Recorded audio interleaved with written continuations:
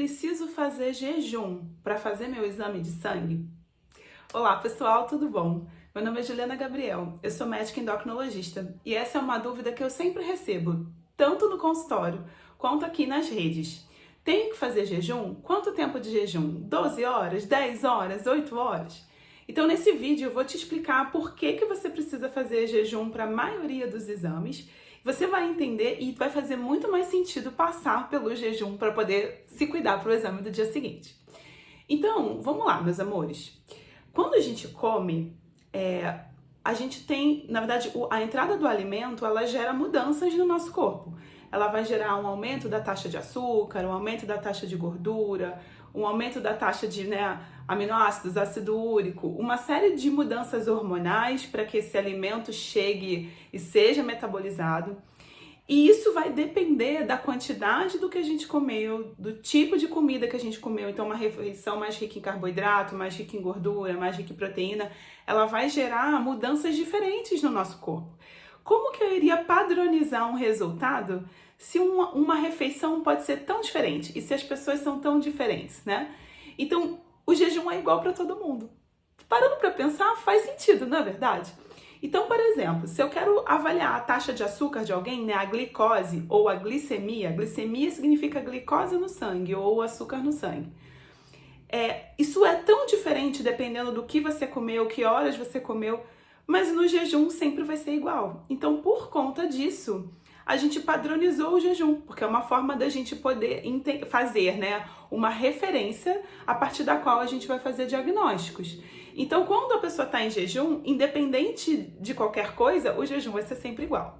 De uma forma geral, se padronizou o jejum de 12 horas. A gente sabe que pode ser entre 10 e 12 horas, porque é o tempo que a gente leva para digerir a grande maioria dos alimentos. Então, cada alimento vai ter um tempo digestivo diferente, mas de uma forma geral, depois de 12 horas, esse alimento já foi completamente digerido, mesmo ele sendo um alimento muito gorduroso. Então, ao chegar no laboratório com 12 horas de jejum, existe uma grande chance de que a maioria das pessoas já não tenha realmente nada no estômago.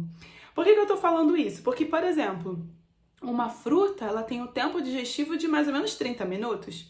Mas uma comida muito gordurosa, o bacon, por exemplo, tem um tempo digestivo de quase 12 horas. Então, 12 horas é aquele tempo em que a grande maioria dos alimentos já foi digerido. E aí eu tenho certeza que a pessoa realmente está em jejum, certo? Então, esse tempo de jejum, ele vai servir para a maioria dos exames que a gente chama bioquímicos, que são aqueles exames que avaliam realmente os grandes nutrientes no corpo, né? Como eu falei, glicose, gorduras, então colesterol, triglicéride, ácido úrico tem uma interferência, ureia. Então existem aí alguns exames que vão ter impacto com essa alimentação, tá certo, meus amores? Por outro lado, a gente sabe que o metabolismo desses alimentos, ele também depende de hormônios. Então, o hormônio insulina, o hormônio glucagon, eles também vão ser impactados pela presença de alimento. E por isso, se você vai fazer um exame que contém a maior parte dos exames bioquímicos, né, que são esses que eu falei, mais alguns hormonais, como por exemplo a insulina, o ideal é que se faça com 12 horas de jejum, porque é a padronização que a gente encontrou para poder ter um valor de referência que se aplique a todas as pessoas. Faz sentido isso para vocês, meus amores? Então, a gente sabe que para alguns exames, o jejum não importa tanto. Então, por exemplo, se você vai fazer um exame de tireoide, o jejum não é tão importante porque ele não vai influenciar tanto. Mas um exame, por exemplo, da glicose, do colesterol, vai.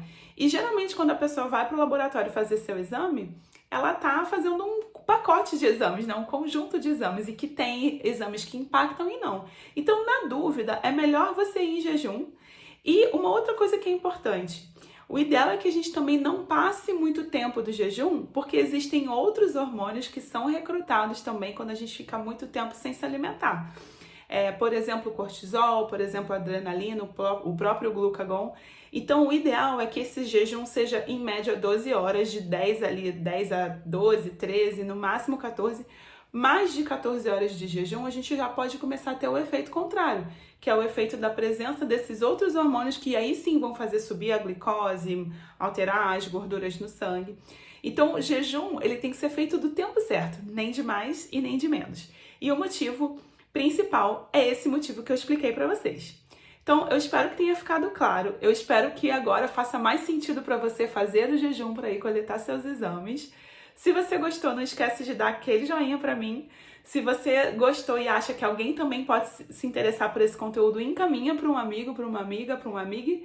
E não esquece de me seguir aqui nas redes. A gente se vê no próximo vídeo. A gente vai continuar falando sobre exames laboratoriais. Um beijo, meus amores. Tchau, tchau.